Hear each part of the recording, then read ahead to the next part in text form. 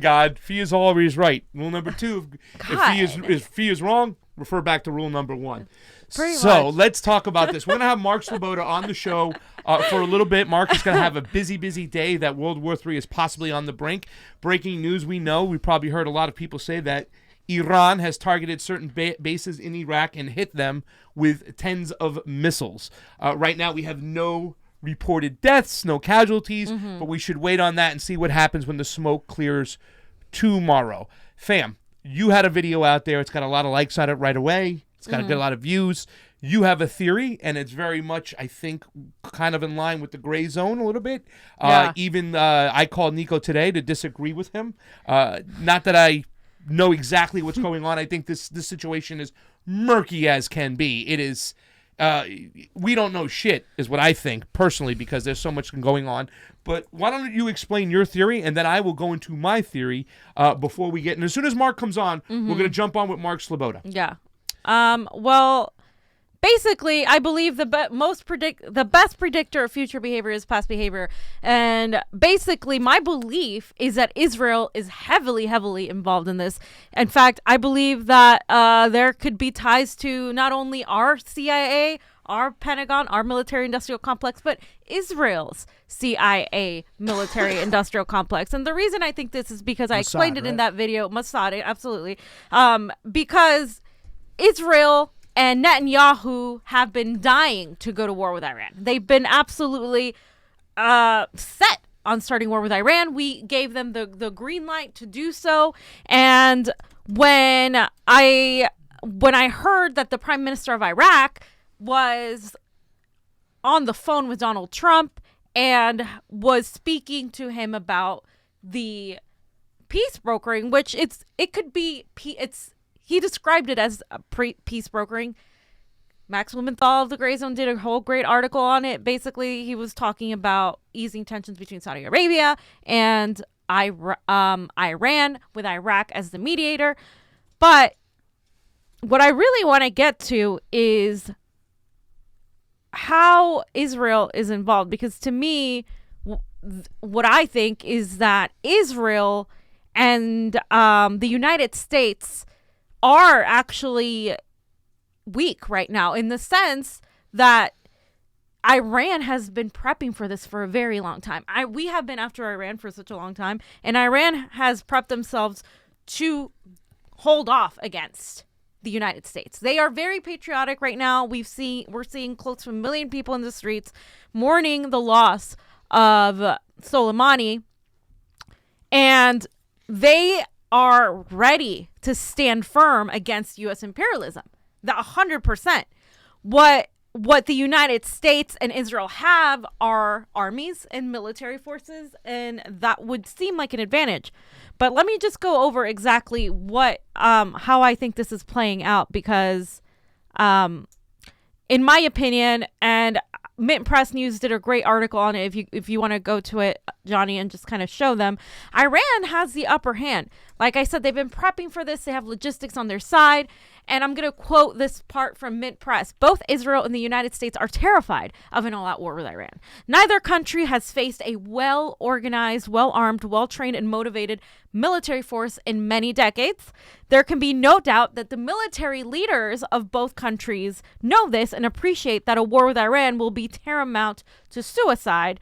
And then, while both the U.S. and Israeli armies have the military behind them, both are large and cumbersome, and while they can car bomb and, quote, destroy almost any country from the air and sea, neither, for a long time, has been able to fight a long ground war, and they're not really capable right now. If we're looking at our economy, we're in the middle of an election year. The United States isn't really equipped right now to go into war, and I think the American people know that. And further, I want to just finish up with that. The Israeli soldiers or U.S. forces can possibly be expected to be motivated, just like the Iranian military is, based on the years that they've been pretty much subjected to attacks from Israel and the United States, both, and Saudi Arabia for that matter. But I for sure think that Israel is far more involved. And another thing, Israel Israeli big honcho Netanyahu was also indicted, just like Donald Trump has been impeached here in the United States. Those are two weak leaders that are very vulnerable, and they seem to be grasping for power. Did you want to say something? You're saying the United States isn't ready for war? No, I don't think we are. I'm not saying we're always going to be ready. We have a military, but we're not in the best place to go to war right now. Listen, on that theory, I kind of agree with Fiorella over here when it comes to as far as, what even Tulsi Gabbard has said. It's make the Iraqi war look like a picnic. If we get into a war with Iran, it's devastating. It's not going to be good. The terrain in Iran, the way it looks, it's very mountainy. It's not like Saudi Arabia, which is very duny. And there's a lot of things they can do. The Strait of Hormuz. As far as, the Millennial 2000 showed a lot. We showed that months ago about how Iran would defeat the United States in a war. So, yes. Did you have something else to go on to before I go on to Soleimani real quick? Because I want to think. So from the Mint Press News, there's this passage. It says, notably, the assassination of Soleimani comes just a few months after an alleged Israeli attempt to kill the Iranian general failed and amid a well-documented and decades-long push by U.S. neoconservatives and Israeli officials for a U.S.-led war with Iran. Yeah. Right. I'm 100% in agreement with that. And another strategy that it seems to me that we're doing is the hit and run strategy, which is we're going to hit them and then we're going to run away and then we're going to see where that goes. And we targeted their general, but this is where I think we disagree, Pasta, is like they are targeting bases. They're not targeting people. And I think that's why we haven't seen any casualties. And no casualties, I believe, is expected. The Gray Zone had another great article today. Hezbollah leader, who is thought to be working in coalition with Iran, said that any harms to U.S. civilians will only serve Trump's agenda. He's the Lebanese Hezbollah leader, Hassan Nasrallah, and he's a major ally of Iran. And he basically said our goal in the resistance axis has to be the following: the expulsion of the American military forces from our region. All they want to do is get rid of us. They don't want us in there. Yeah. I don't think they want to kill a United States elected, even though that would be the fair thing to do. They're not going to do that. They're after our money. After all we care are about our resources. We don't really care about the blood spilled. So this is the part to me where everything just looks so fishy. You know what I'm saying?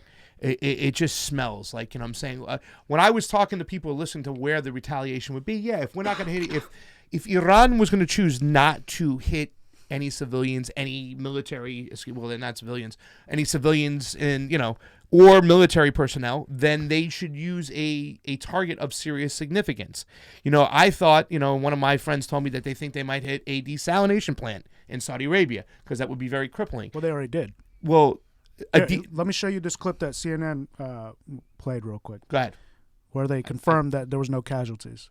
Iranians. Now, the reason we're showing this picture on the air here is when the Iranians attacked those Saudi oil facilities a number of weeks back, those attacks were extremely precise. I mean, to use a football term, they dropped a dime on exactly the facilities they had to hit there to disable them. That gives you some indication that Iran has the capability to target and may very well have used similar capabilities in this attack to target the base where the Soleimani operation came from, but deliberately not hit U.S. forces there. And I can tell you that the posture in the Pentagon tonight, and of course this could change, the president could change his mind or receive new information, but the posture in the Pentagon tonight is to wait to see if this was the extent of Iran's response to the Soleimani killing, and if so, then react. And if it is limited to this, it gives the U.S. the option at least not to escalate further. As you were speaking there, Jim, I got some new information that is coming in, and it says an Iraqi security official says no casualties at Iraqi bases. Iraqi security officials are now telling CNN there are no casualties among Iraqi security forces following the attacks on the Al-Assad air base in Anbar province and the attacks in Erbil. This is updated information from the security officials following the initial assessment earlier Wednesday. An Iraqi security source told CNN there were casualties among the Iraqis. So that would show you.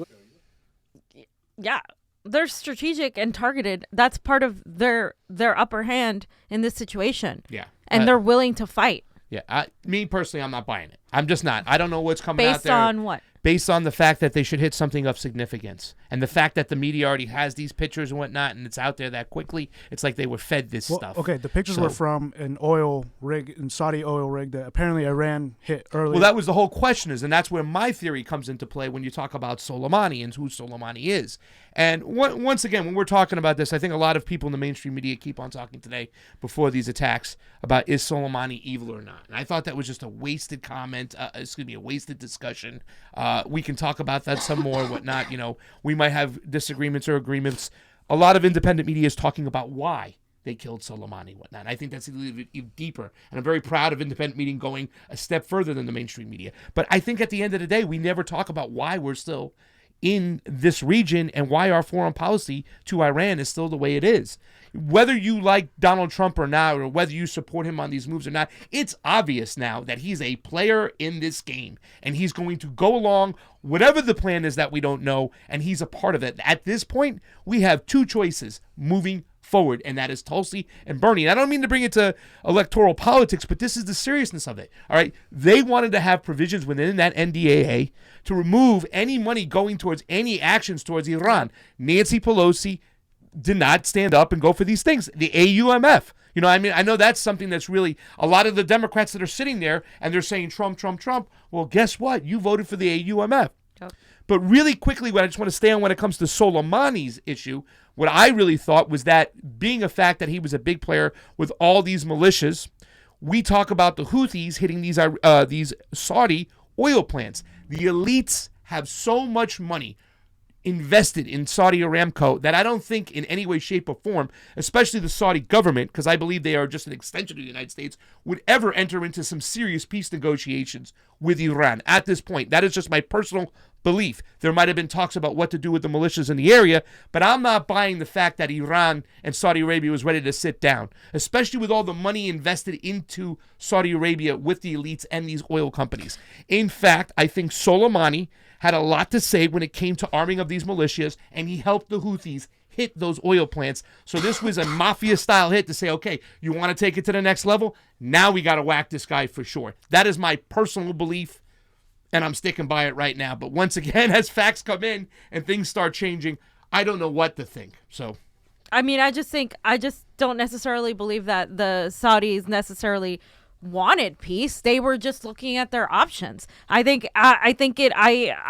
have any reason not to believe the Iraqi prime minister saying that while they were having this meeting, this man was assassinated. I believe that Israel and the United States are complicit and knew what was happening, that this guy was set up, and that this happened because the United States and Israel are threatened by Iran's almost fearlessness. And I disagree with you. I think the Saudi Arabians are dependent on the United States. They're dependent on us for everything. And I think they're in a vulnerable position where they're seeing that compared to Iran, the power that Iran has now, they're a much more democratic state than we're giving them credit for. It doesn't make any sense. We say that they're not democratic. We say that they're under a dictatorship. At the same time, we say that we need we say we need to help them, but at the same time we also say that they're this mighty eminent threat and that we need to knock them down. Yeah. So which is it? It can't be both. It can't be both. You have to choose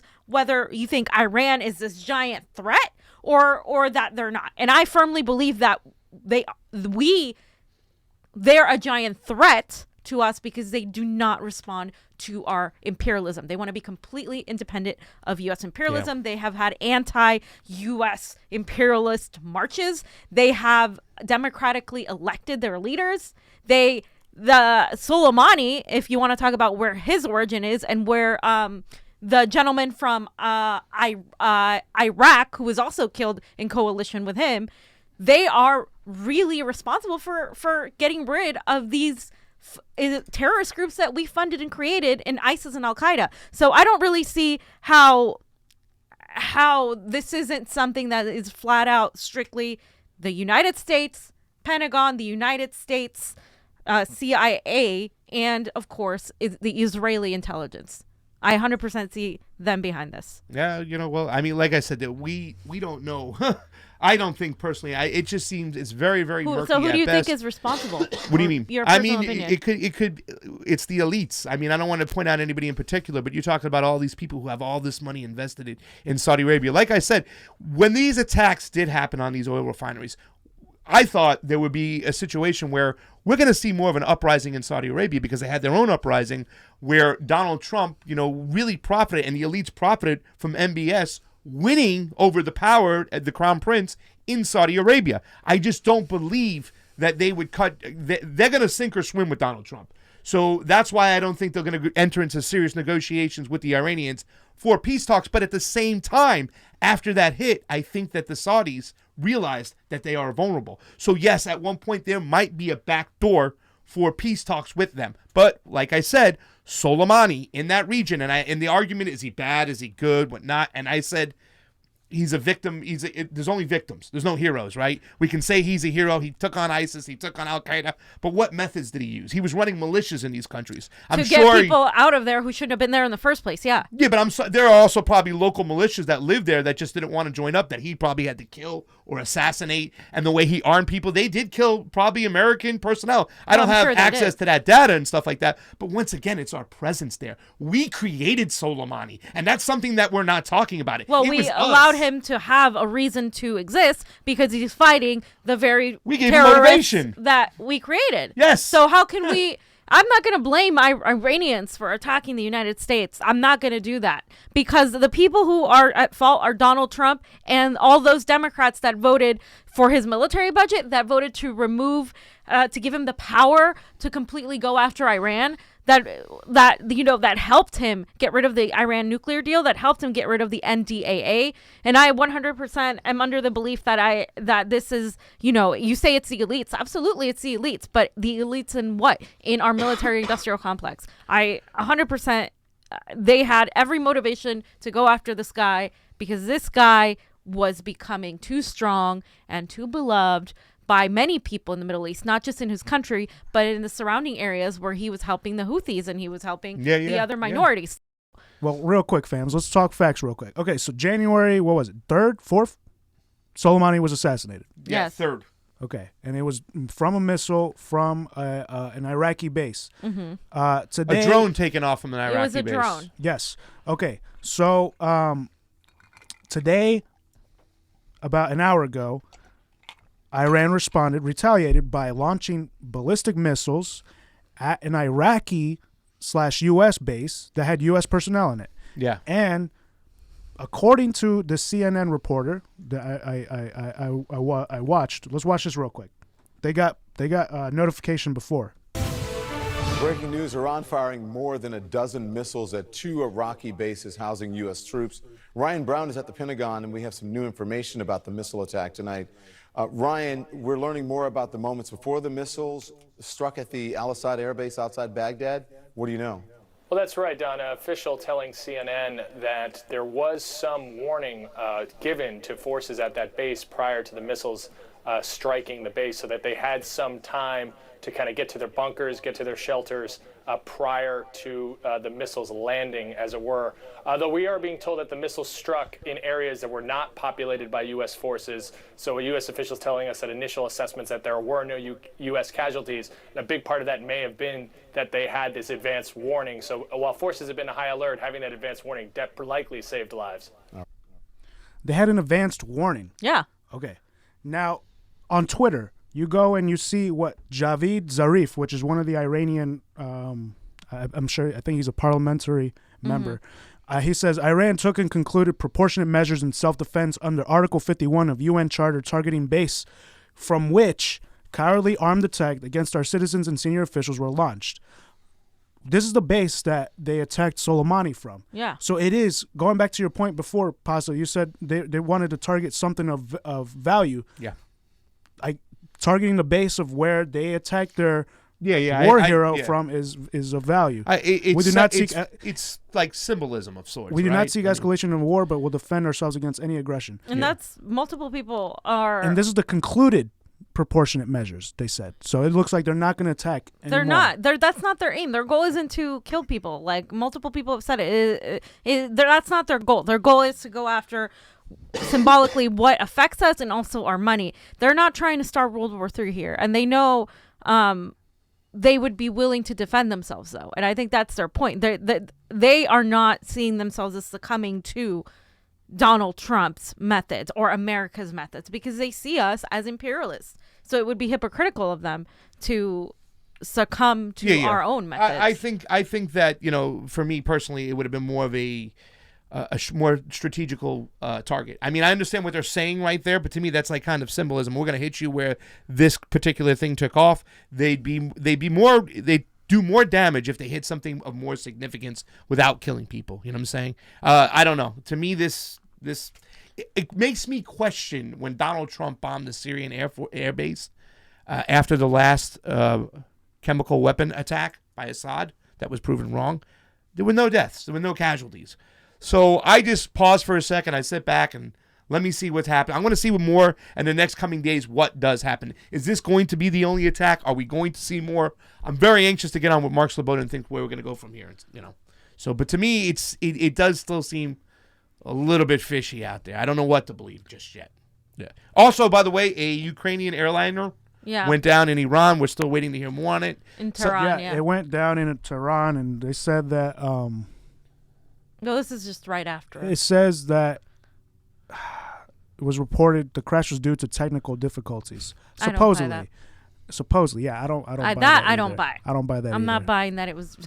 I mean, it was a Ukrainian plane, though. So someone in the chat said there was a no-fly zone. I mean, in the times of war, of course, there's going to be no-fly zone. But the other question is, were other flights leaving? Also, Yeah, that one's still up for debate, but that seems a little fishy to me. I mean, I don't know. I think ultimately what's happening here is we are trying to hold on to this power in the Middle East, and it's interesting because this has happened time and time again. Every empire that has gone into that area has failed. Rome was one of them that was trying to fight a war in this area, and then they freaking collapsed as an empire. It's really interesting. It is a very difficult area for most people to gain control in, but especially the United States right now. I feel we're a lot more vulnerable than a lot of people think we are.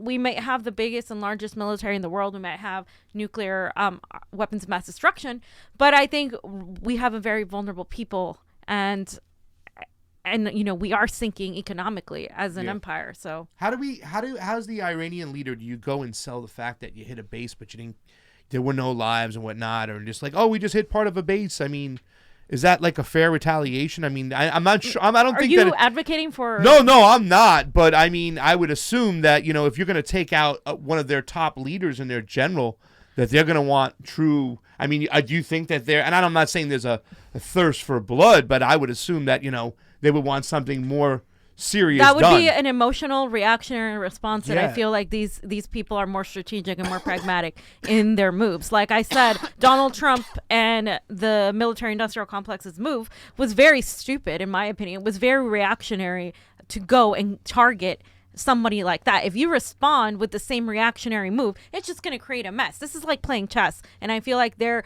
being very strategic and into what moves they're putting out. So I 100% by what's happening right now. What I think is that the Pentagon, CIA, whatever, they went and assassinated Soleimani. Either with the help of Israel or not, they assassinated Soleimani. And then I don't doubt that. And then Trump had decisions to make. He had either to own it or be like, oh, I don't have control of my government. Right. So he had to own it. And he owned it. And he's an asshole for owning it, and he's a fucking piece of shit. Everything, of course, and he's an asshole for putting out the tweet for the 52 cultural sites. He has spooks like Pompeo and his administration. That alone is like. I think. But then what Nico was saying is that someone tried to broker a. Well, they were talking about what were they really going there to meet? What were they going to talk about as far as possible peace, whatnot? We don't know exactly where that piece was talking, I still think they were kind of talking about the militias in the area because they're very, there's some Sunni, there's some Shia, and they fail to realize that when we took down Saddam Hussein, that the Shias took leadership. Now that's, primarily Iran are full of Shias. So, Soleimani had a lot of control of these militias that were inside Iraq, and he had a lot of control. I personally think that Donald Trump doesn't want war with Iran, but he wanted to make a point and look strong, and Soleimani was that person to look strong on, especially after the Houthis attacked the Saudi Arabian oil. So for me, it was like, okay, well, who can we whack that will make me look, presidential and strong without committing to a war where we're going to send kids home in a body bag and I'll definitely lose the election. To me, he was trying to do it to get reelected. But here's the thing, fam. I think it backfired. Absolutely I think it backfired and it screwed him. It absolutely backfired. That's what I mean by it was a stupid move, whether it was Trump.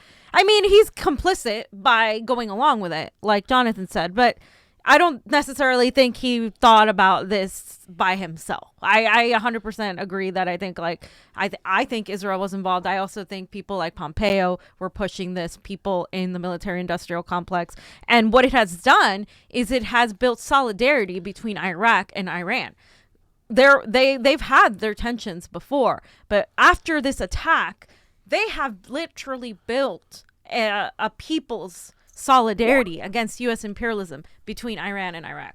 All right, we're going to take a quick break, and we will have Mark Sloboda back on when we come back on. Just really quick, Super Chat contribution says, check out the Saker.is from Nazcalito, Glory Jones. We would not beat Iran. They're still rational, though. And over on the Convo Couch YouTube, we had one real quick. We'll get you out of here. Manny, he says, those planes that have been crashing worldwide was a 737. Yeah, 737. Yeah, and those planes have been failing. Going down like a lot. So we don't know what's going on, but let's just wait and find out. Okay, so we'll be right on back. We're going to stay alive, okay? Gotcha.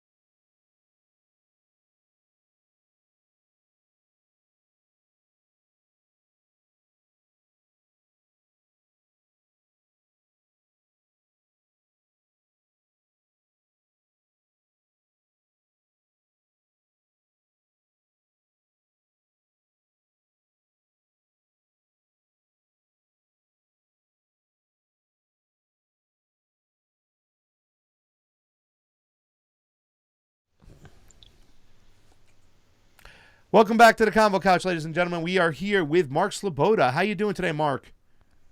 I'm alive. Pasta, how are you? I'm glad you're alive, but with that being said, World War III looks like it might be starting, right? Why don't you give us a little analogy of what you think is going on and what to expect from here? Okay, well, first of all, World War III is not starting and has no possibility of starting. Good. Hate to rain on your parade there. Even in the event of full-scale war between the U.S. and Iran, I mean full-scale war, because any war with Iran is likely to be restricted to U.S. and allied war on Iran is likely to be restricted to extensive airstrikes, cruise missiles, and proxy troops, right? The MEK, Baluchi irregulars, various terrorist and proxy groups that the U.S. keeps in Albania on the fringes of Iran and is constantly stirring up, to cause problems for Iran. But altogether, it can cause significant damage to Iran. There's no question there. But by and large, any odds that the Iranian government would survive such an attack and continue. The political system of Iran would continue despite the damage. The only way for that not to be the case would be a U.S. and allied ground invasion of Iran. And that would take some 500,000 to a million U.S. and allied troops landing in Iran. It would take at least 3 to 6 months, if not longer, to organize. We would all see it happening. It's not even clear that the U.S. actually has that type of amphibious landing capability right at the moment. They're currently having some problems there. And that is the only thing. And that is unlikely to happen. But even in the event that happened, it is extremely unlikely that Russia or China would get directly militarily involved. Neither one of them have any type of formal alliance with Iran. It is possible, certainly, that Russia at least would provide military materials, cooperation, intelligence, C4ISR, those types of things. But you're not going to see Russian troops running to the defense of Tehran, and you're not going to see Russian nuclear missiles or Chinese nuclear missiles flying, even if the neocons went full neocon and you saw some type of apocalyptic U.S. invasion of Iran. But all of that is off the table tonight. In fact, we don't see the immediate threat of any type of direct war between the U.S. and Iran. Knock on wood, at least for the moment. We've had after the political assassination of the Iranian general of the Quds, the commander of the Quds force, Qasem Soleimani, and of the Iraqi commander, Abu Mahdi al-Muhandis, of the Iraqi Popular Mobilization Units. They were killed together. And there were numerous other decapitation airstrikes by the United States at Iraqi Popular Mobilization Units. And the Popular Mobilization Units are often referred to as an Iranian-backed militia in the U.S. press. This is inaccurate. They have been brought in as a formal part of the Iraqi military, of the Iraqi armed forces. They report directly to the Iraqi prime minister. And it is true that they were originally organized by Iran, trained, helped organize by Qasem Soleimani himself to help fight ISIS in Iraq and Syria.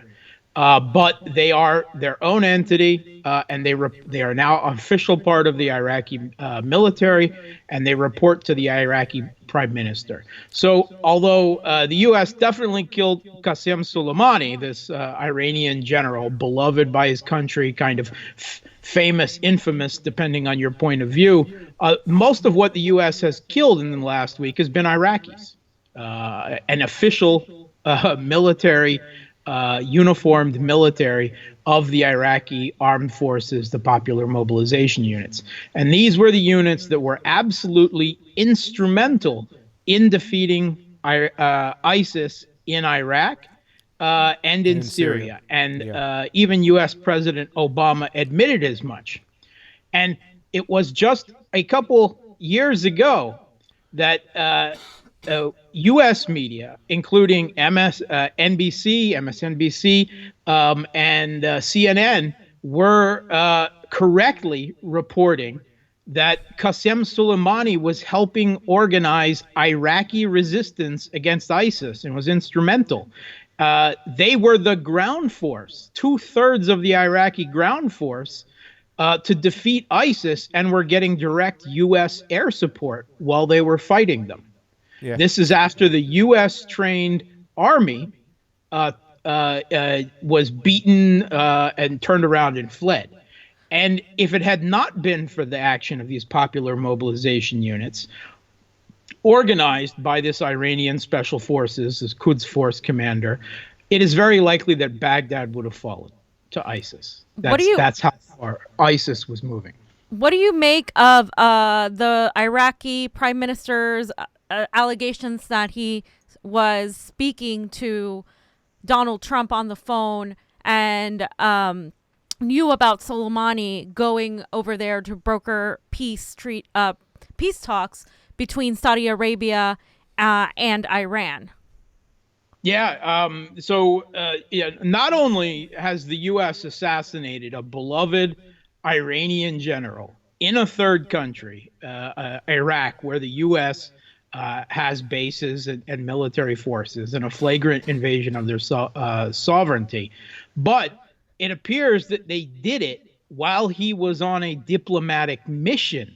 There's all this vague talk used to justify this of an imminent threat, that he was planning to kill American soldiers and they had to act, which, is the existential emergency by which they justify this assassination. They'll never use those words, of course. Right. But none of that appears to be true. They've provided no details, and he was actually on a diplomatic mission.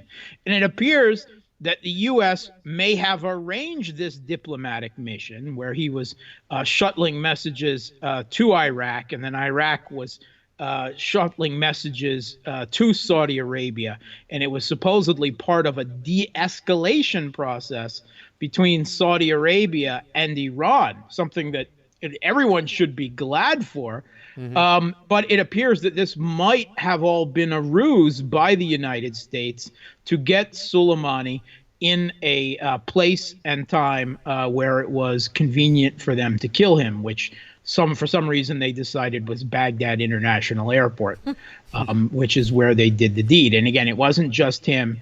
It was an Iraqi commander and several other members of the Iraqi military as well.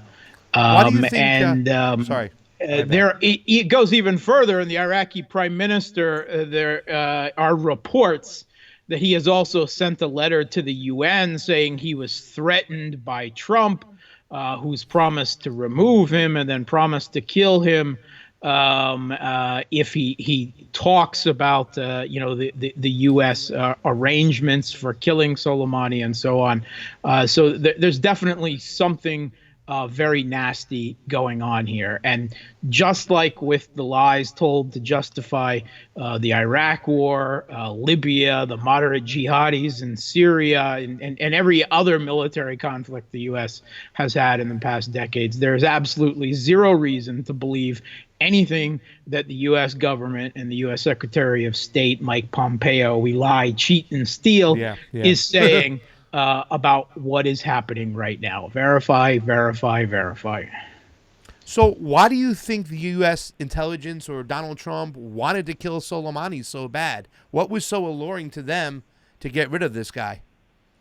Okay, simply he was extremely effective resistance for U.S., Israeli, and Saudi hegemony over the region. There's lots of talk about him as a terrorist, and the U.S. has designated the entire Iranian Revolutionary Guard Corps as a terrorist organization. Okay, this is nonsense. It is a complete demonization used to justify, in the end, this killing and to try to economically punish Iran by putting sanctions on the Iran Revolutionary Guard Corps. Now, do the Iran Revolutionary Guard Corps oppose U.S. interests in the Middle East? Absolutely. Do they oppose Israel and the Israeli occupation of Palestine? Absolutely.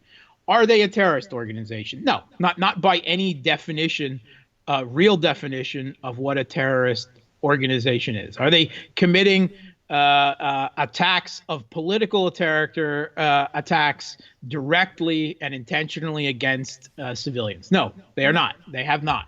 They are not a terrorist organization.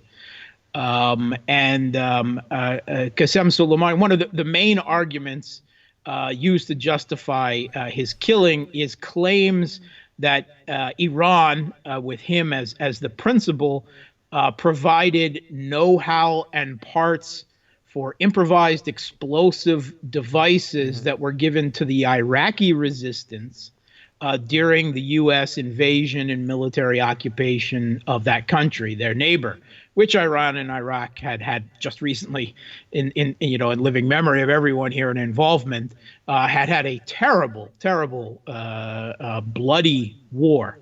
So, not exactly the best of friends. That doesn't mean that Iran wanted the U.S. invading Iraq and overthrowing Saddam Hussein either. But, things have actually ended up for Iran's benefit with all of that. But there's absolutely zero evidence to support that. This has been well debunked. It's one of these lies that keep getting repeated. In fact, U.S. Vice President Mike Pence, with a whole slew of lies put out on Twitter about Qasem Soleimani, claiming that he was involved with 9/11 somehow. Yeah, that's just ridiculous. It's just absolutely ridiculous. Baghdad Bob level propaganda. All right. It's in fact, first of all, Iran and Al Qaeda, just like Iran and ISIS, are opposite divides. Shiite, Sunni Wahhabi on both of these scores. They're bitter blood enemies. And in fact, again, reported in Western mainstream media, Iran and Qasem Soleimani, specifically as the heads of the Quds Force, assisted the U.S. Attack in Afghanistan in 2001. Soleimani had long been leading Iranian forces and Afghani forces, training them up, the Northern Alliance then in Afghanistan, against the Taliban. And when the U.S. went into Afghanistan, Iran assisted. They provide a medium of communication with the Northern Alliance, and they provided some special forces on the ground and intelligence and coordination. Iran actually assisted, and specifically Soleimani, the U.S. Invasion, if you will, of Afghanistan, something which they've probably quite seriously come to regret, as the U.S. has never lived. And that's another, the other border of Iran that has, thousands of U.S. troops right on, another border of theirs other than Iraq. This is Soleimani. He's assisted us against, and was instrumental in defeating ISIS. He's assisted us against Taliban and Al Qaeda.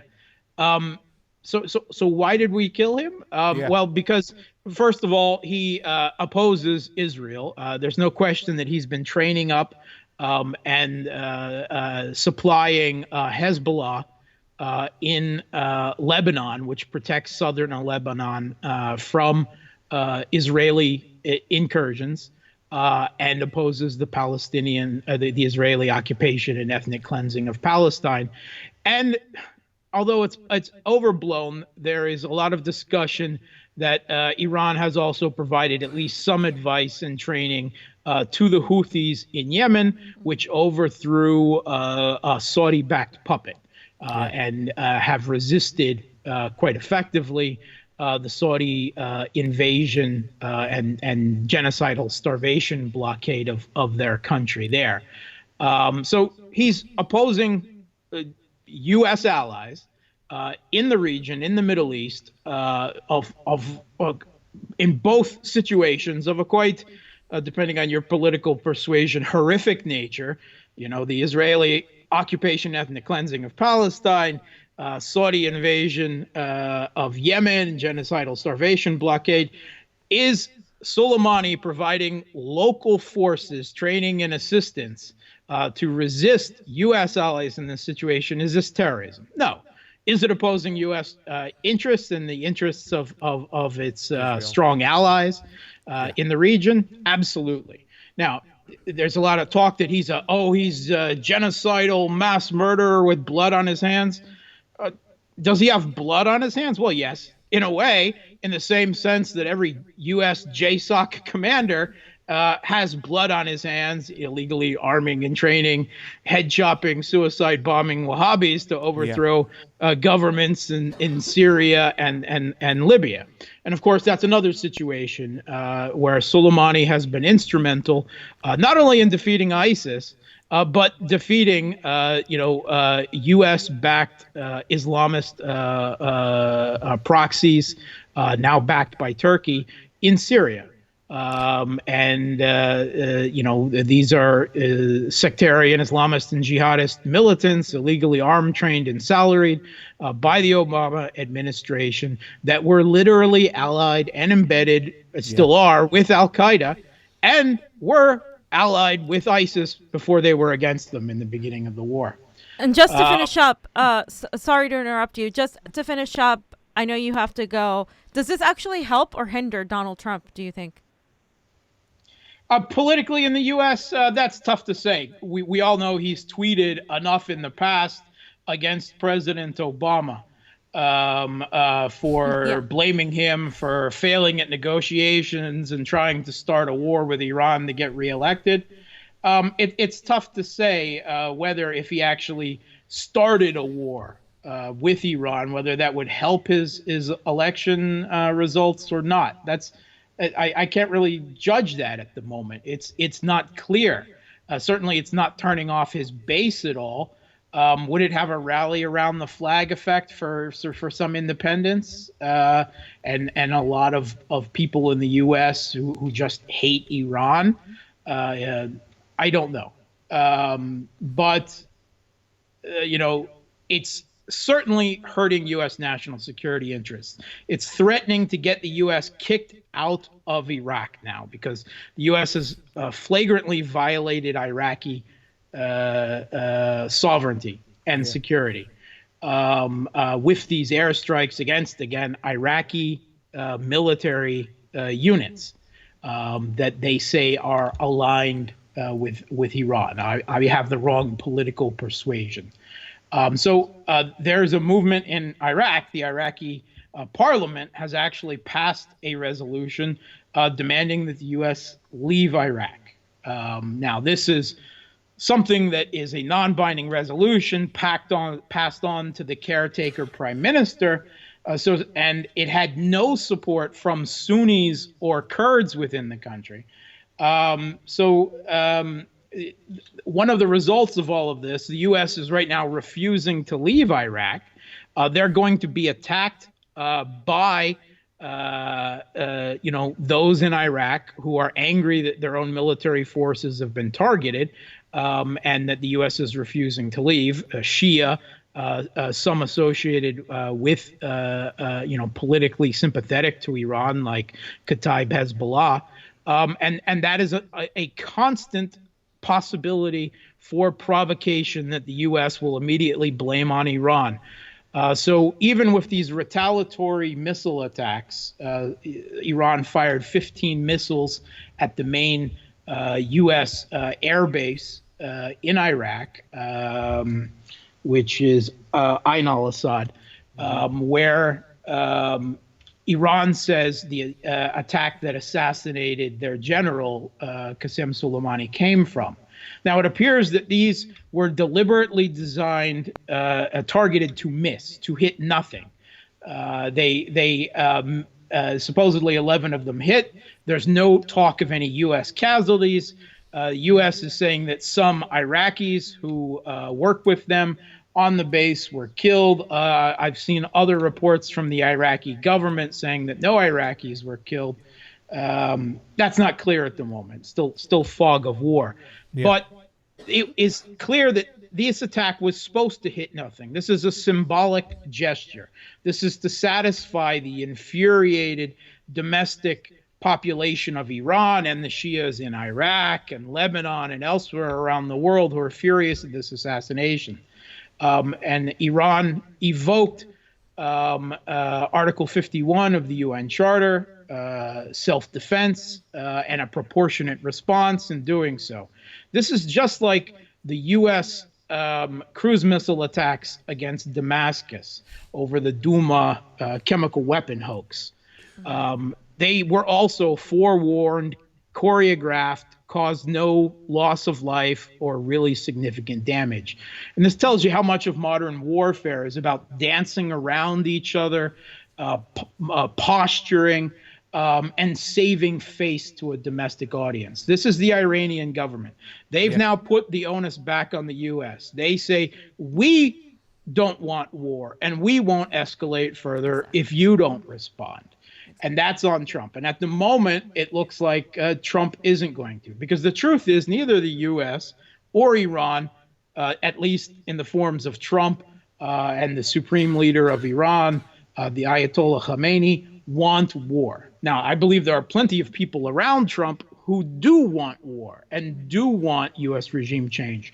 John Bolton was tweeting about how this is the first stage. This assassination is just the first stage towards regime change in Iran. And there's certainly enough of his proteges still in the National Security Council and around. They're trying to position and provoke U.S. forces around Iran, using various excuses and justifications for Trump to doing so, specifically to arrange types of things that Iran cannot necessarily control, like attacks of Iraqi irregulars, militias, and movements, or in Yemen, the idea that Iran is completely proxy that they've ever trained and armed. Is the U.S. similarly responsible for every head-chopping Wahhabi? No, and they don't have direct control of them either. But they know this, and they're producing a situation where will lead a spiral of accidental escalations inevitably to war. Tonight it was avoided, but this face-saving gesture by the Iranian government, it's probably not the end of the score. They will probably seek to strike back at the U.S., get revenge in other ways, indirectly, covertly. We may see something in the future. This was immediate and a rather obvious and poor attempt to justify public demands for vengeance in Iran. But it's not the end of the story. It's a temporary pause on war between the U.S. and Iran. Tensions are still heating up. The Iraqi government is fragile. There's the possibility of renewed ethnic Sunni-Shia conflict in Iraq over this. There's the possibility that U.S. forces may move out of Baghdad only to hunker down in Iraqi Kurdistan in the north and seek to break up the Iraqi country. Where they think they have firm friends in the Kurds in the north, although they've thrown them under the bus before, just like they have other Kurds in Syria. And so it's a real mess. And Iraq right now is the main battlefield of influence. This is Iran and Nasrallah and Hezbollah and everyone has said this is about getting the U.S. out of Iraq and out of the region, out of the Middle East. That's how they want to take their revenge. And ironically, if Iraq does manage to kick out the U.S., something I don't see happening just at the moment, but even if he's just the Iraqi people or, most of the Shia population anyway, turns against the U.S., this is Soleimani winning. This was his goal. Yeah. Because if he gets the U.S. military out of Iraq, they can't support the occupation of the oil fields in East Syria either, because that's where they're supplied from. So the U.S. out of Iraq means the U.S. out of Syria, which means the U.S. essentially out of that part of the Middle East. And that is what Soleimani was fighting for. And this rash gesture by Trump and whoever pushed the idiot towards this around him may have actually handed Soleimani a victory in death that he wasn't achieving in life. Somebody said that Soleimani died with a smile on his face. We'll get you out of here, but last question. I'm of the ideology that whatever Trump's position is, he has to go. He's merely definitely a player in the game when it comes to whether it be the intelligence community, the deep state, the military-industrial complex. What is your opinion? I mean, moving forward, is it really? I think there's only two choices to really get us out of that region, and that is Tulsi or Bernie, but what is your overall opinion about Donald Trump and what we need to do moving forward? Okay, I love Tulsi Gabbard. I mean, I don't agree with everything she says, and I find a lot of common points with Sanders, even though after the last election and his buckling under to the rigging again of the DNC against his campaign with the Hillary Clinton campaign, I lost all respect for him, and I don't quite trust him completely on foreign affairs. I don't think either one of them have a chance of winning the U.S. election because I don't believe that American democracy will allow them to win. It is a managed political system. And I think interests in the DNC and in the corporate backers behind both parties will arrange that neither one of them can win. We've seen plenty against Gabbard, the anti-Semitic attempt to smear the Jewish Bernie Sanders as an anti-Semite is already contending. I don't think they can win. I'd love to see it. I don't think either one of them can win. And if the option is Joe Biden or Pete Buttigieg in there, that's just another Hillary Clinton for me. And I hate to say it, but if we're going to have a neocon warmonger, which is what Hillary Clinton and Joe Biden are, no different than the people around Trump, I would rather myself have an incompetent one who makes strategic mistakes and alienates U.S. allies in Europe and around the world like Trump does, than a competent one like Hillary Clinton or Joe Biden that will lead the U.S. right into direct war with Russia like Hillary Clinton planned to do in Syria or elsewhere. Does this mean that Trump is a dove or anti-regime change like he talked about during the campaign? No, and I said at the time that was never likely. But if speaking from an American, an immigrant from the United States to another country and representing what I see as the interests of the rest of the multipolar world, if the interest is between an incompetent bad U.S. president and a competent bad U.S. president, which is the only two options I see, I'm sorry. I'm not going to vote. I'm not going to, you really take a side in an election. But I'd rather see an incompetent Trump continue to win and erode U.S. power to inflict harm in the rest of the world than see Joe Biden win. Wow. Yeah. I hate to depress you with that's my two rules. We're hoping for the best. We're hoping, Bernie Sanders seems to be likely to win. If it's all fair. If it's not fair, then you're right. And I very much fear you are right. But I hope I'm wrong. And if I'm wrong, Fiorella, I don't know. I'm going to give you some. That Russian hat. The Russian That's hat. all I want in life. Okay, I know you have to go, but just really quickly, how involved do you think Israel and Netanyahu and those like him were involved in this situation, in this attack? Okay, interestingly, both Israel and Saudi Arabia have been very quiet in the aftermath of all of this. I know, right? They made a very quiet statement, Netanyahu saying that he supports it, and that's it. That's because both Israel and Saudi Arabia realize that they could be targets. They will be targets of Iranian-backed allies in the region if it comes down to direct war. And supposedly Saudi Arabia has even sent an envoy to Trump to try to get him to chill down. I'm not sure I believe that. There are some people who were cheering when Qasem Soleimani was assassinated. ISIS and Al-Qaeda were definitely cheering. Israel and Saudi Arabia, even if they're quiet about it publicly, were definitely cheering. The neocons in the administration, whoever arranged this, whether it was Trump or some people who pushed him to him, it makes no real difference. We know Pompeo has been pushing for months to get Soleimani killed. We know that both George W. Bush and Obama had contingency plans and considered assassinating Soleimani themselves, but backed down because of the potential consequences. Not because they didn't want to, but because they didn't want to face the consequences. Right. Well, Trump is all too willing to have American boys and girls in uniform in the region face the consequences for him. But Israel and Saudi Arabia, publicly, they're very quiet. Inside, they're all rainbows and cheers and happiness. Bush and Obama both pushed or talked about moving the embassy to Jerusalem. Didn't do it. Trump did. They talked about executing Soleimani. Didn't do it. Trump did. So what is next? What is the last thing that Iran can hit? You said that they can hit one more spot. What are you thinking they'll hit?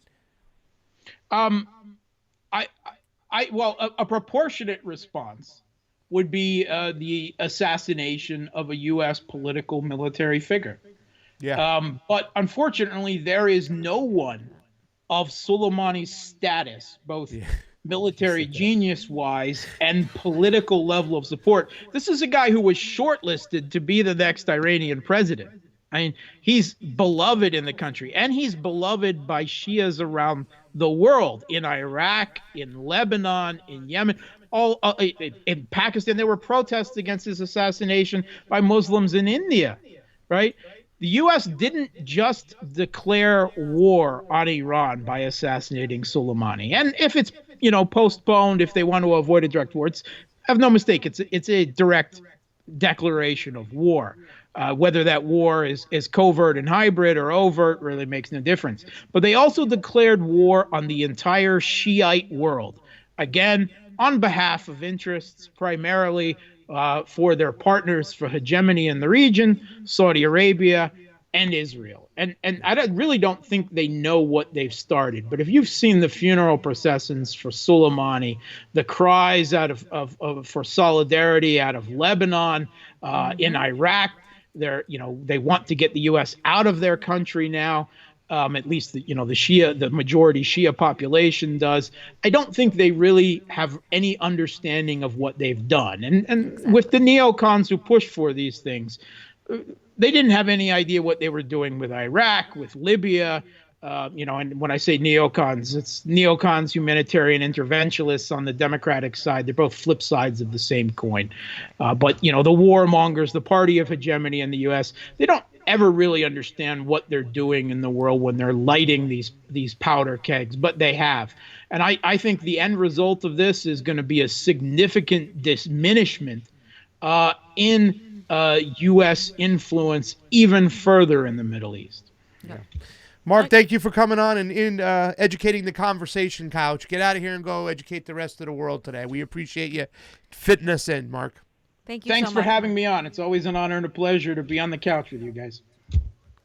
We'll be right back after this messages. Thank you, Mark Sloboda.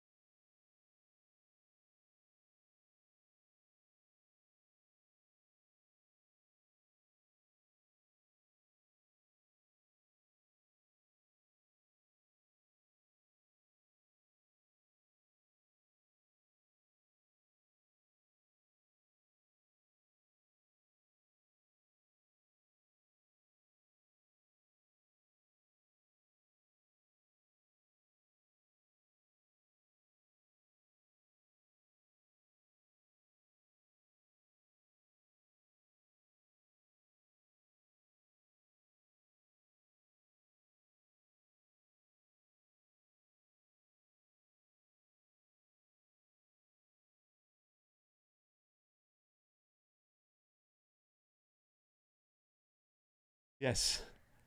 Yeah, so Fiorella was right. That's the point of the story. And I'm going to be right, Mark, because if I'm right, he's going to send me my Russian hat so I can wear it. Oh, my You got to get Lord. Bernie to win so I can get that Russian hat. That's all that matters. I love having that guy on. I know. I love it. And you know, we're going to have Kevin Zeese back on, too, as well soon. He's going to come talk about the impeachment, some other things. We just touched base the other day. I love our foreign policy peeps. And you know what? We talk about this stuff a lot, and we're kind of laughing about this, what went on. It's very, you know, nobody knows the exact reasons for what happened and why it happened, but there are so many possibilities. And any way you look at it, Trump has got to go. He's just terrible when it comes to these decisions. Whether he was pushed by the deep state, the intelligence community, he made this move. He's This just was a tool a stupid right now. move. Yeah, it was absolutely stupid. It was absolutely impulsive. And I mean, I think everybody can agree that it was impulsive.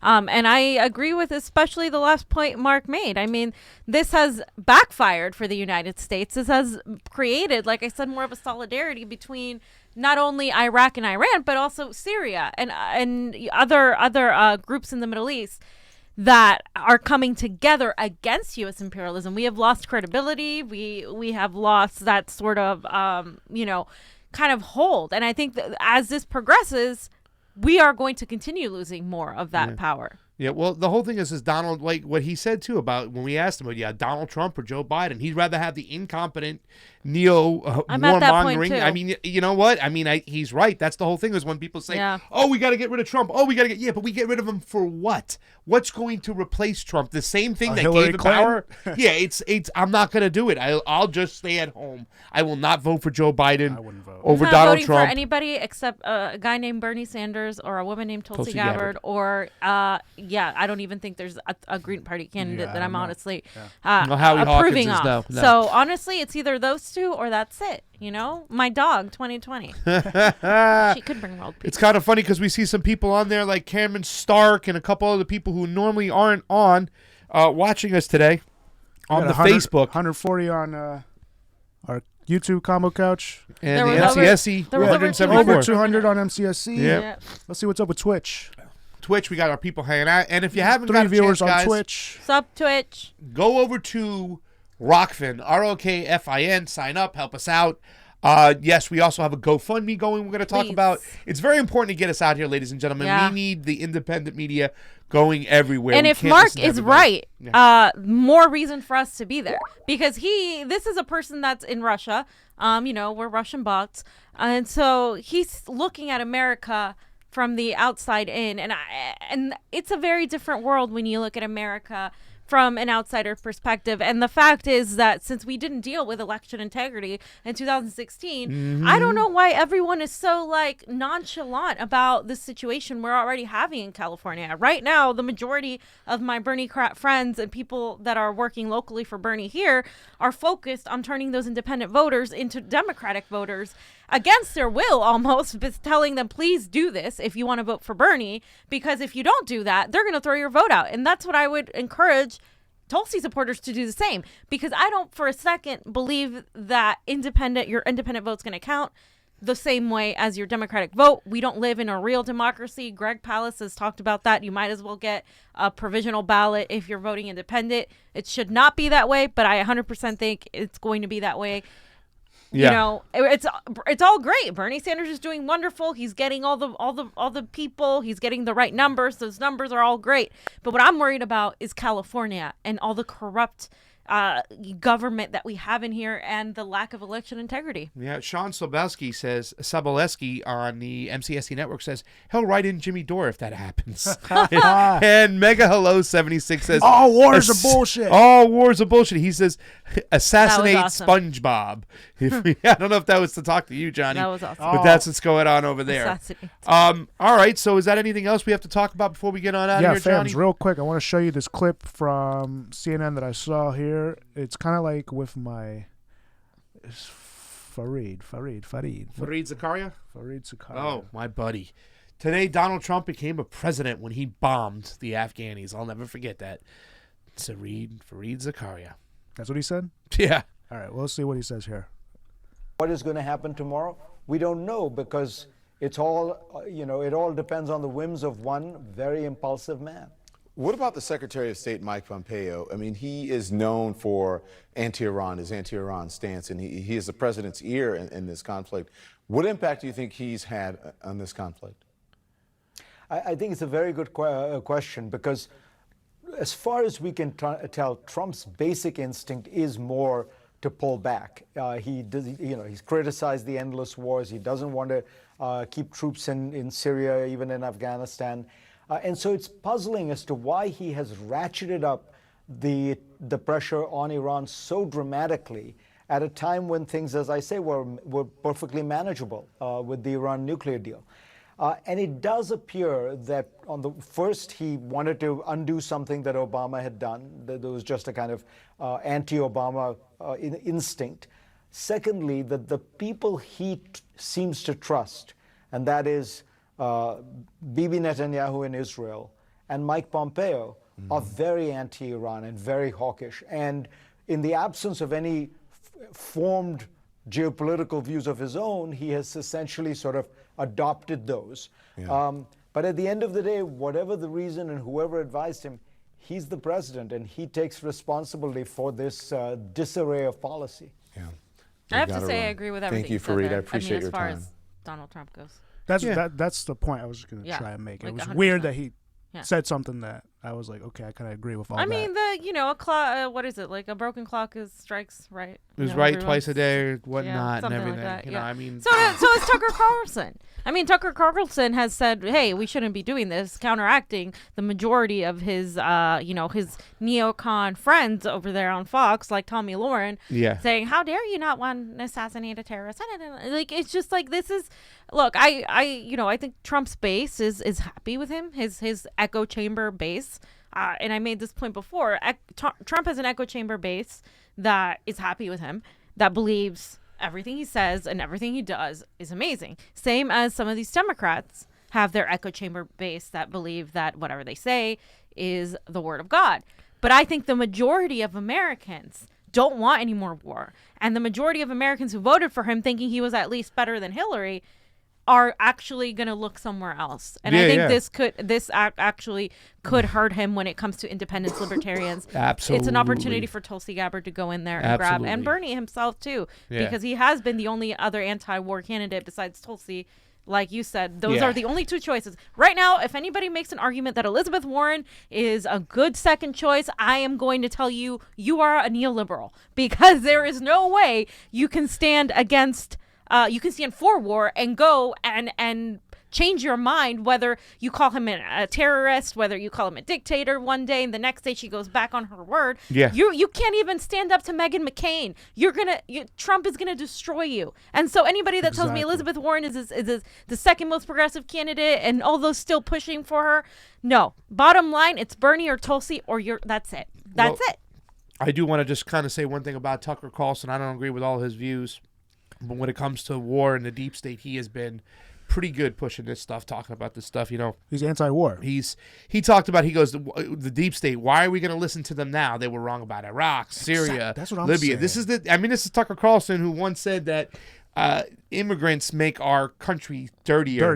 This is messed up comments. I didn't agree with Antifa going to his house. But those people exist in Europe. I mean, there are a lot of people with Tucker Carlson's mentality in places like Germany, for instance, because they're afraid. Because there's a lot of Middle Eastern immigrants going over there. Because of what? Because of the U.S. wars. Exactly. That's the whole thing. Well, how can you make the point that they're dirtier when you know that you understand the mechanisms of why they're coming here? Well, because he gets paid to go on there and placate to a base. I mean, that's the bottom line. Yeah, but the whole thing is, when it comes to his war mentality or his ideologies on war, it's very different than a lot of the people that are on his network. Because a lot of people on his network, people like Laura Ingraham, that guy on Fox and Friends, I don't even know, they're pushing for what Donald Trump did as a good move, saying what he did was kill a terrorist, that Soleimani was bad, whatnot, and he needed to go. So, I mean, for Tucker Carlson to push back against his own network's ideology of being pro-neocon war, I kind of have to give him some props. once again, not agreeing with everything he says, but at least somebody out there in the mainstream media is talking it like it is. Because nobody on mainstream, on MSNBC is talking that news. Nobody on CNN is talking that news. No. I mean, they're supportive of all these people. You heard Seth Moulton, all these congressmen, these Democrats that are saying that he was our enemy. Guess what? He didn't need to be our enemy. We created We him. were in a place we didn't have to be in, and we are still in there, and they're telling us to leave, and that's all they want. Yeah. That's all they want. They want us to go, so let's go. All right. Scary times. So Real quick, remember I was telling you about those 2 videos I wanted to show y'all, and I wanted you to live refute. Do you want to do that? Yeah, fine. Let's do it. Let's take a look. Okay, so today Senate leadership talked to reporters earlier today. It was I don't know, a few hours ago, around 3 or 4 p.m. our time. So let's watch this. This is what's his name? Fucking hold on. Let me switch the screen here for you guys can see. Hold on. I know it might lag. It totally lagged. Hold on. Pasta's wrong. I'm right. Not really. Yeah, really. No. Yeah. Okay. Check. Okay, cool. So you guys see it? Okay. So here is, what's his name? Mitch McConnell? Mitch McConnell. Okay. Obviously, that is Oh, God. of calling witnesses was addressed. Obviously, that is the most contentious part of one of these proceedings, and that'll be addressed at that time and not before the trial begins. With regard to getting the papers, it is a rule of impeachment in the Senate that we must receive the papers. It continues to be my hope that the Speaker will. The House argued that this was an emergency. They needed to act quickly. The President was such, apparently, from their point of view, such a danger to the country that they needed to really rush this through. And then they sat on the papers now for 3 weeks. I hope that'll end this week. I understand there's considerable discomfort among Senate Democrats, some of them expressing that to some of you, over the continued delay in sending it on over. So that's pretty accurate, right? Like, what the fuck? Yeah, she hasn't Well, sent I'm them sorry, I over. was falling asleep as he was talking. No, Yeah, it's no. true. They just said the turtle on the let's hear from the turtle. Turkey. He looks like a turkey. The turkey Neff. Turkey Somebody called him the turtle. Mitch Anyway, McConnell. yeah, no, but he's right. Nancy Pelosi hasn't sent anything. It's theater. It's all a show. Theater. You know, they It's should so have their own disgusting. Golden Globes. Really, we're worried about tensions escalating with Iran. You know what I'm saying? We're talking about serious war in the Middle East, and yet they're putting on this theater when it comes to the impeachment And of that Donald goes Trump. for the Democrats too. They're Oh like, my God, they're so bad. Oh. Yeah. Okay, so then here's Chuck the Schmuck. My Oh, guy. God. Really? So we can roast him. Yes.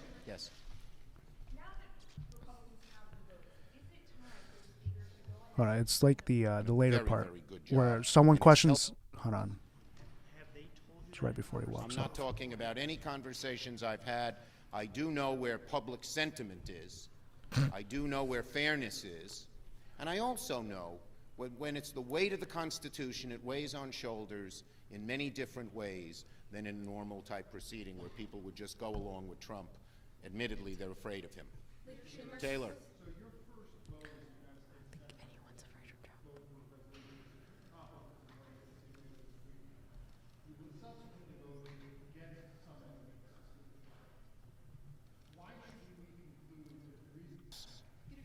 Yes. Okay, here it is. According to the War Powers Resolution, Yeah.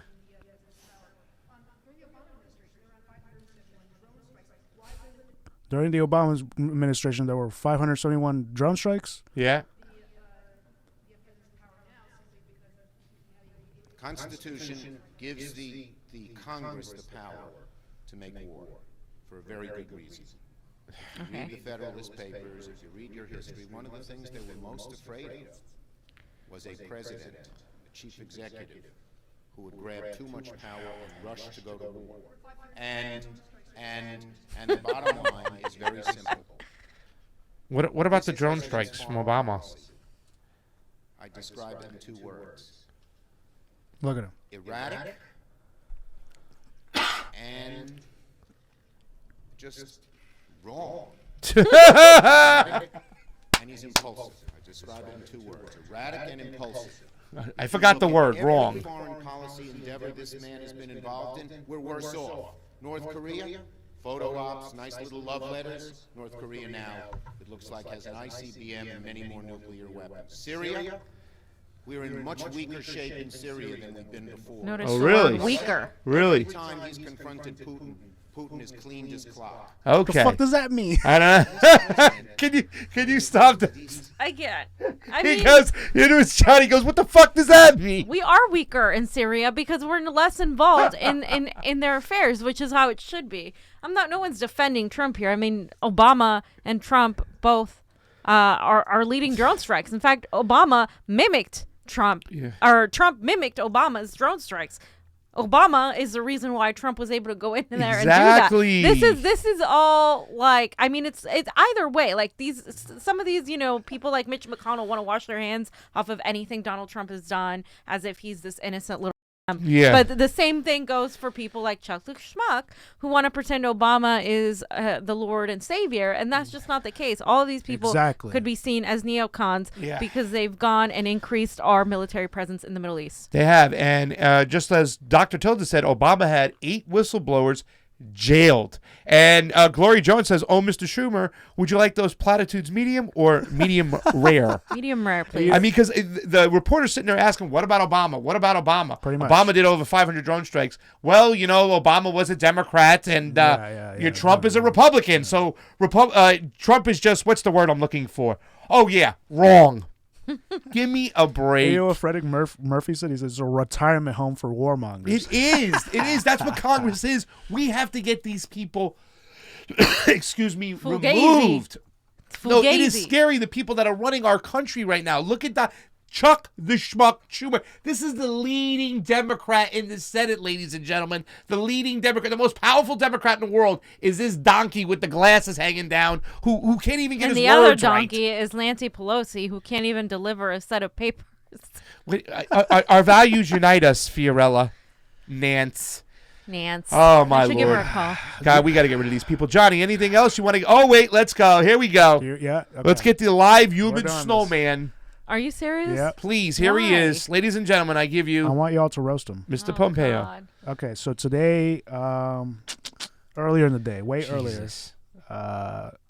Mike Pompeo had a press release, answered some strikes, and this is how he starts the new year with, because I don't think he's done a press conference like this. So let me show you how he starts the new year. I want to express my condolences to him. His service to America was noble. As a member of Congress, we worked together on pro-life issues during my time in Congress.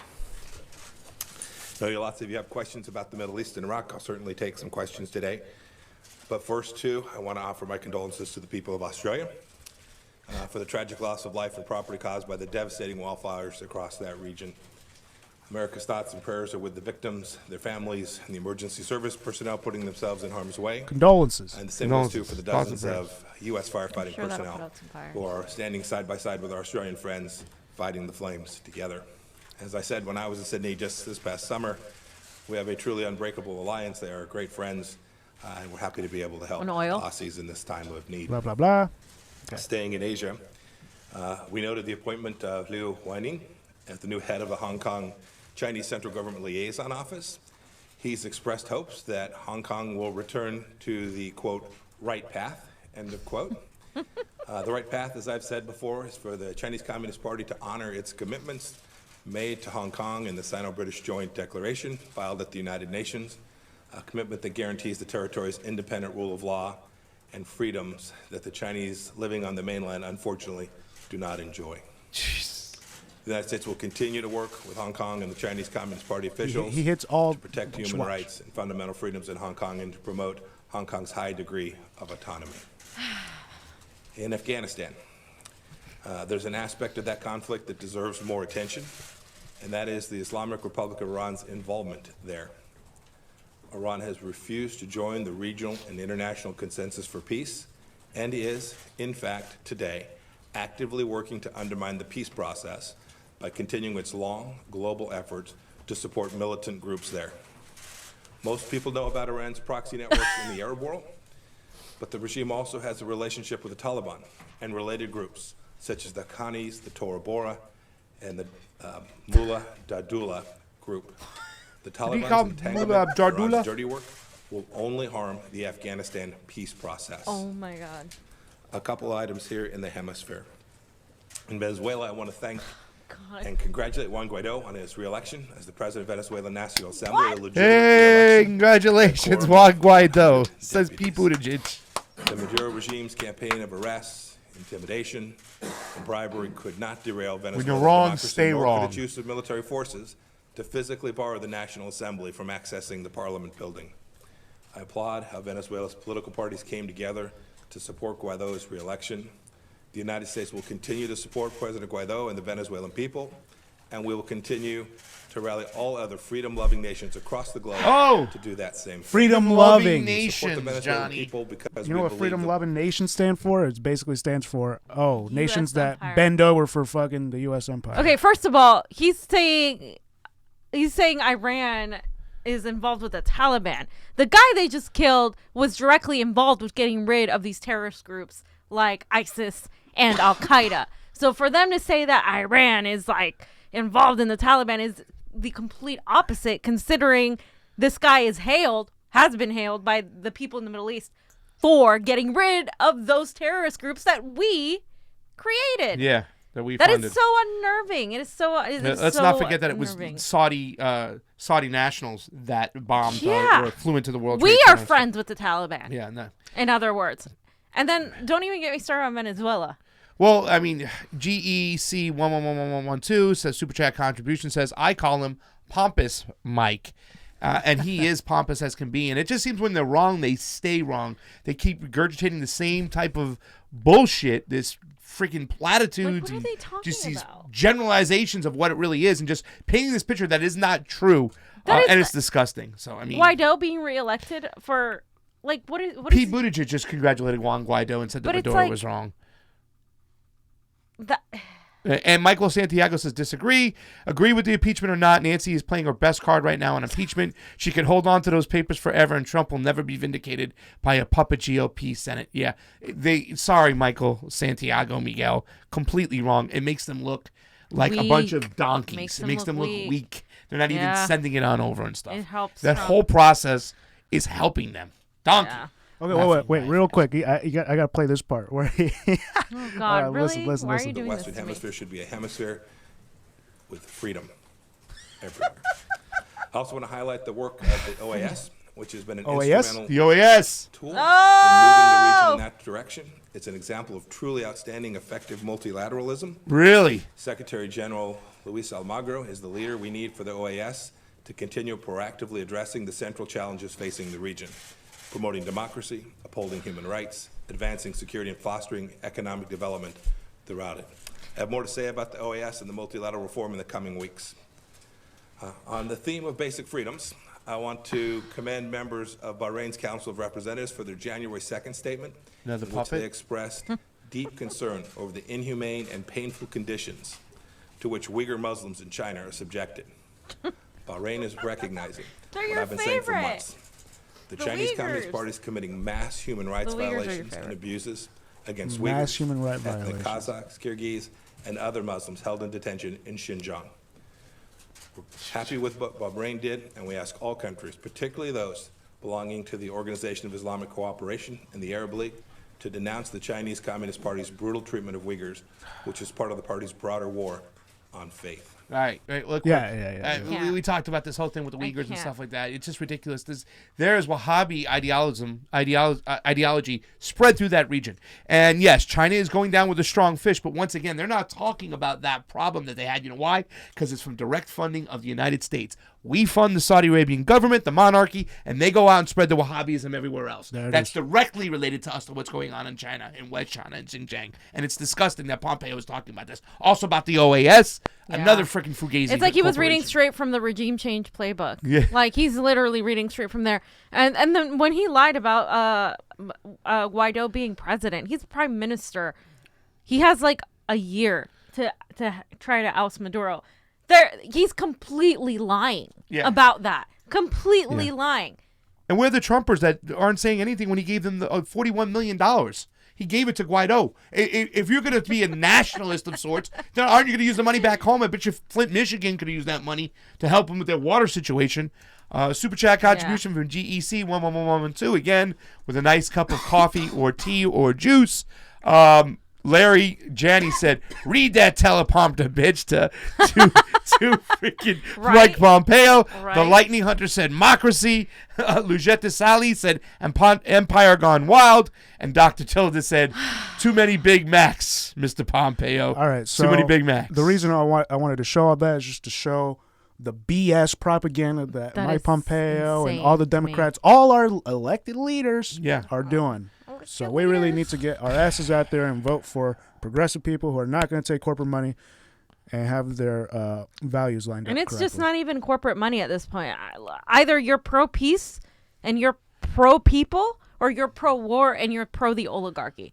That's it. There's no Democrat or Republican. You're going to vote for actual peace for the working people, or you're going to vote to keep the oligarchs rich through more war. Because we're an empire. That's it. We are a giant military base. That's all we are. And either you're going to stand against that and for actual freedom, or you're going to be another tool, another cog in their little well-oiled machine. Yeah. And that's that. So we have a very big chance of being able to do that. Well, we got to like, share, subscribe, and share these videos, share independent media, because let me tell you something, it's scary. There are everyday people who are working, who are not in this echo chamber, who are not politically knowing what's going on. They're just going to hear that, repeat that, and go to the ballot boxes and going, yeah, I'm voting for democracy over here. These are, we're out there being the policemen of the world, and we got to stop the evilness of the Guaidos, the Soleimanis, all that shit. And right now they're just being led down into death and destruction, and this is getting to be really dangerous times for the United States. Johnny. Glory Jones says, send the neocons to Iraq 2020. Send them there. If you support this war, then grab a fucking gun. I want her on the front lines. The Democrats are so bad, they've enabled this shit from the get-go. Just like in this last military budget. Ro Khanna, Tulsi Gabbard, they led the way. They wanted to remove the AUMF. They wanted to make sure that no funding goes towards Iran. Nancy Pelosi was verbally against this stuff. Okay? She didn't get behind these progressives to get this stuff done. So they're not the opposition party of Donald Trump. So let's stop acting like they are. Nancy Pelosi, Chuck the Schmuck Schumer, they gotta go, ladies and gentlemen. They gotta go. And on the show, Shahid Buttar will be here to talk to us. And Shahid gotta Buttar support Shahid. Is against war. He was, retweeting mine and a bunch of other anti-war sentiments today. He's completely in opposition to people like Nancy Pelosi. So we need to support our progressive candidates. Shout out to Jai Gabbard. Real quick, this is the last video I'm playing. It's Tulsi on Fox. How many times has she been saying this, guys? 2 years ago. Almost 3. Jesus Christmas. She's been saying it forever. Here now exclusively, Congresswoman Tulsi Gabbard of Hawaii, a 2020 Democratic presidential candidate, combat veteran, and major in the Army National Guard. She is campaigning tonight in New Hampshire. Thank you very much, Congresswoman Gabbard. Good to have you here tonight. Thank you, Martha. Appreciate the opportunity. So obviously you think this is heading in a very bad direction. What do you think happens next? Well, we've got to be clear-eyed about the situation that we are in, that inching closer, actually more than inching, speeding towards an all-out war with Iran would make the wars that we've seen in Iraq and in Afghanistan look like a picnic. It will be far more costly in lives, American lives, and American taxpayer dollars, and all towards accomplishing what goal? What objective? I think that's really at the crux of this decision that President Trump made to take out Soleimani. We've got to make sure that our commander-in-chief is making decisions that are based on the best interests of the safety and security of the American people, our own national security, and that's not what's happened here. All right, so put yourself for a moment in the White House, in the Oval Office. You have a situation where tankers are being hit. You have a situation where an American contractor is killed, and then you have the embassy that we built. It is sovereign United States territory under attack. What would you do? will actually work to de-escalate the situation. We've got to recognize that these things didn't just happen overnight. These things began with Trump's withdrawal from the Iran nuclear agreement, choosing to move away from diplomacy, further escalating tensions between the U.S. and Iran, escalating crippling sanctions, a modern-day siege against Iran, sending more and more troops to the region, further escalating tensions, and designating Iran's military as a terrorist organization, further escalating this conflict with Iran, something that's never been done by any country anywhere in the world before. And this is where he has not put the national security interests of our country first. I just want to finish this because there's two main points here of how he has undermined our national security. Number one, every day that goes on that Iran is not in the nuclear agreement and just, I think yesterday announced that they're no longer abiding by any restrictions that were part of that agreement. That means they're closer to developing a nuclear weapon capability, putting us and the world at risk. And number two, because our forces in Iraq, for example, are no longer going to be focusing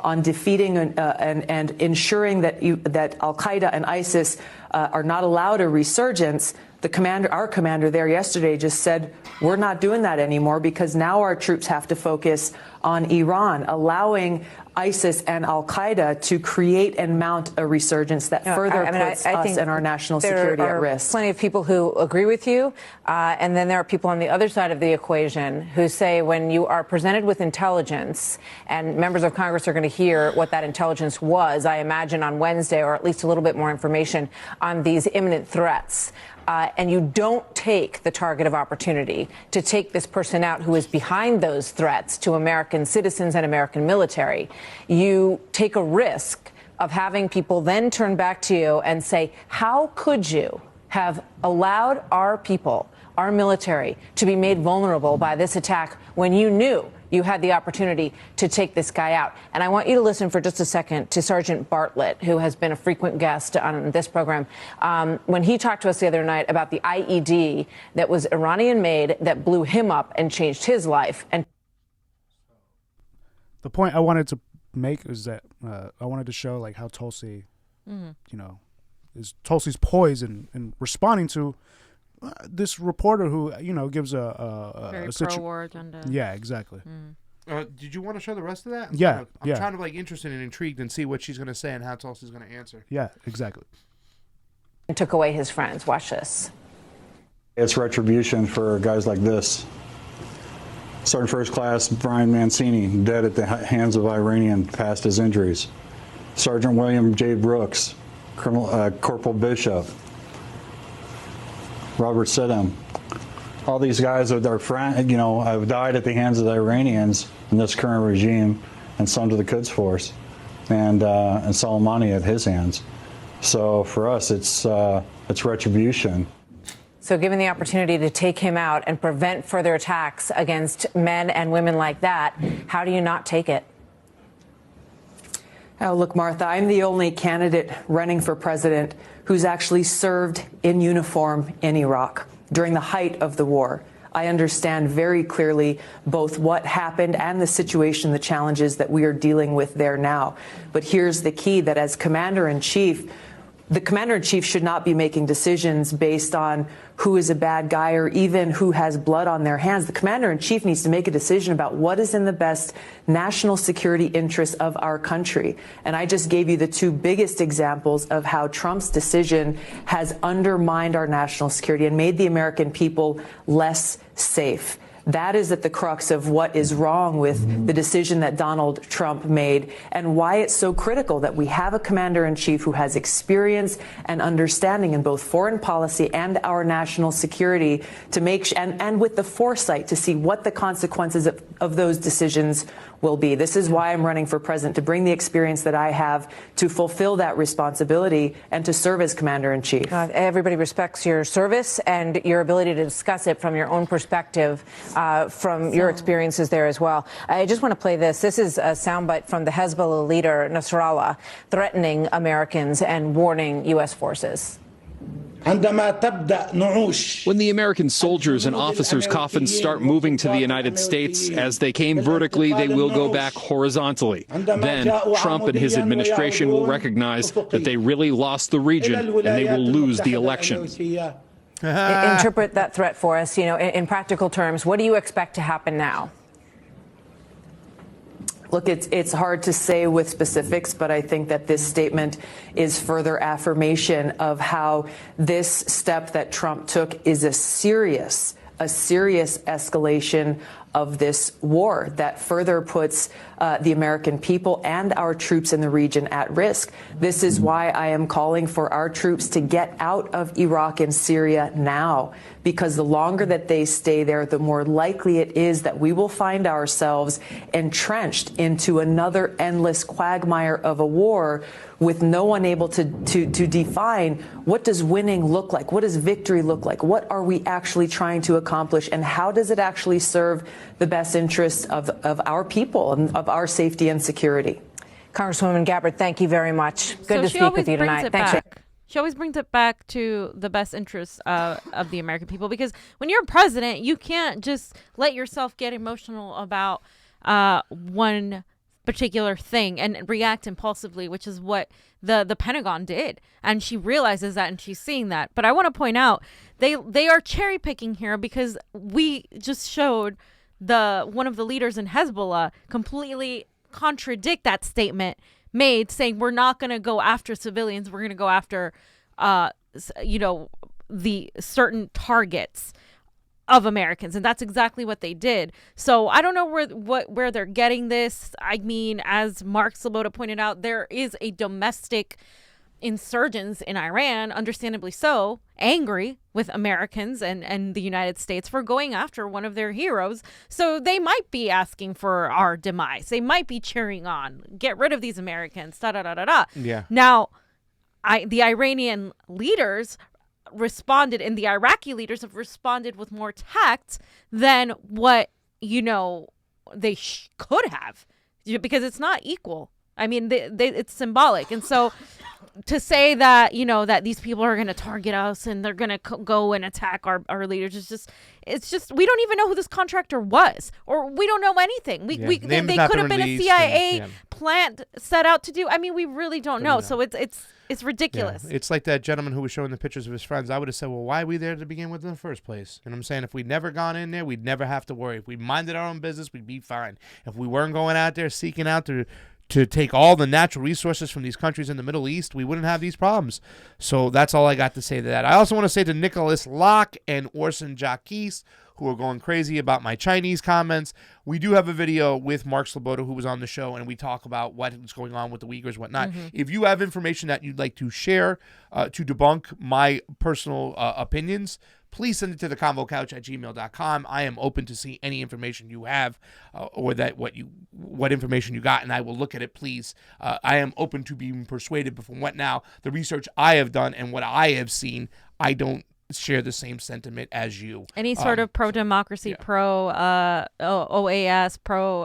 those groups are in there to promote U.S. imperialism. They are not there to promote actual democracy. If we wanted to promote actual democracy, we would stay away from these countries, focus on our own democracy, our own elections, and then maybe I would start believing that we want to promote democracy. When you hear people like Pompeo echo the same sentiments that these establishment Democrats are pushing for pro-democracy groups that are created by these NGOs and NEDs in China, then you understand that this is the establishment, the oligarchy, the military-industrial complex wanting to maintain hold over the U.S. empire, and that's what it comes down to at this point. So. Yeah. I mean, and when she talked about the NED, all these people on the Hong Kong Democracy Advisory Board, which we signed this whole thing. Ro Khan, I was upset him. He was one of the co-sponsors. They're all from the NED, and the NED has just been known to cause problems. They are considered CIA light by some. But however, if you have information about the Uyghurs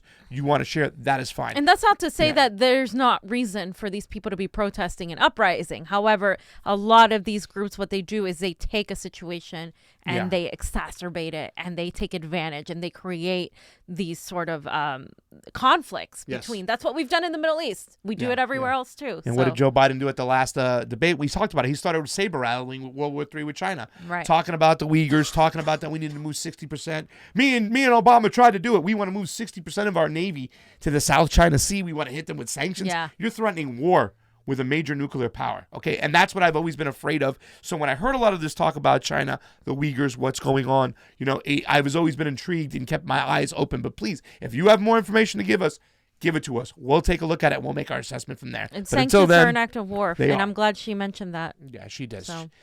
We talked about it when she came here in this studio. Modern day siege. Yeah. Anything else to get us out of here with, Johnny? Apparently breaking news.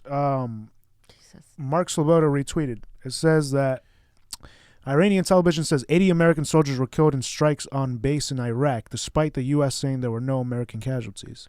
Now, what if Iranian TV is just saying that to appease them? To appease the Iranian. Yeah. I don't know. Let's wait till tomorrow. How did we go from 0 to 80? Exactly. See, I mean, once again. That I don't buy. And then the other thing that Mark retweeted is that all 180 passengers aboard the Boeing 737 plane crash in Tehran are dead.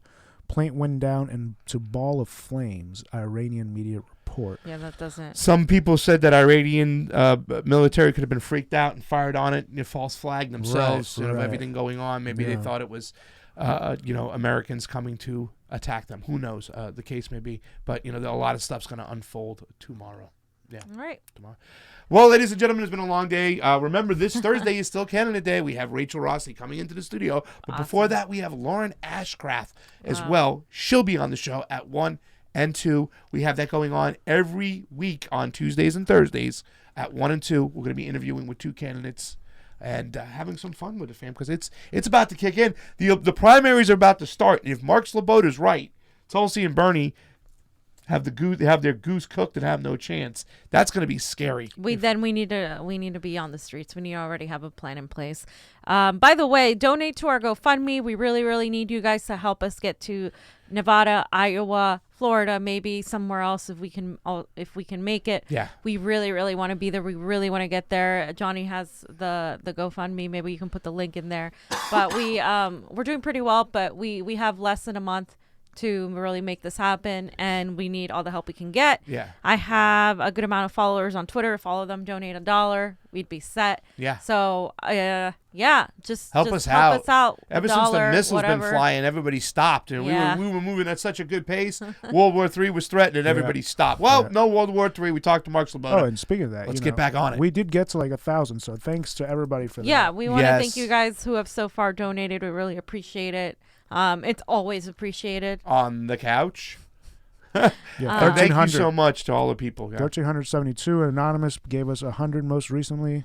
Thank you guys. 50. Thank you to Howard Gold for the big donation. Yeah. It's always appreciated. Awesome. Todd Jones. Todd. Todd get out mad. there, guys. Help us out.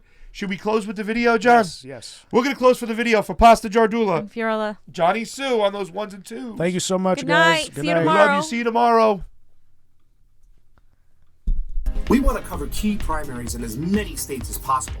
But in order to do this, travel, take off days of work, go to events, and buy new equipment to get us top-notch work, we've decided to start a GoFundMe. Our goal is to raise at least $10,000 for the first half of the primary season through March. Afterwards, we will evaluate what needs to be done for the last half of the primary and possibly into the election.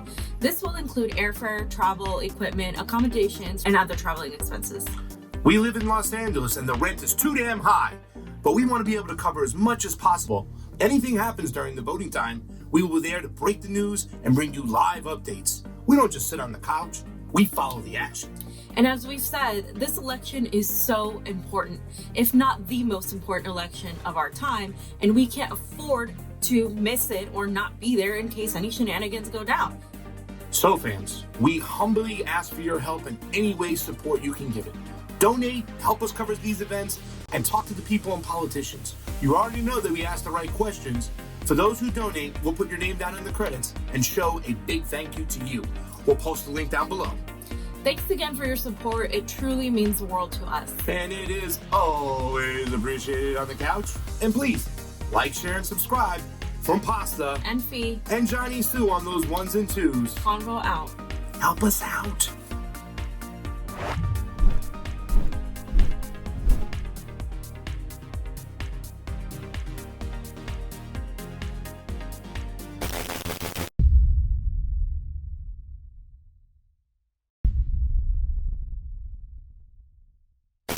increases in voter turnout have been found in states that require photo IDs to vote. With some people still in line to cast their ballots. Many Brooklyn residents who thought they were registered showed up to vote, only to find their names were not on the list. We need to count all provisional ballots. And say, shut the fucking election down. We deny people the right to vote. Next speaker.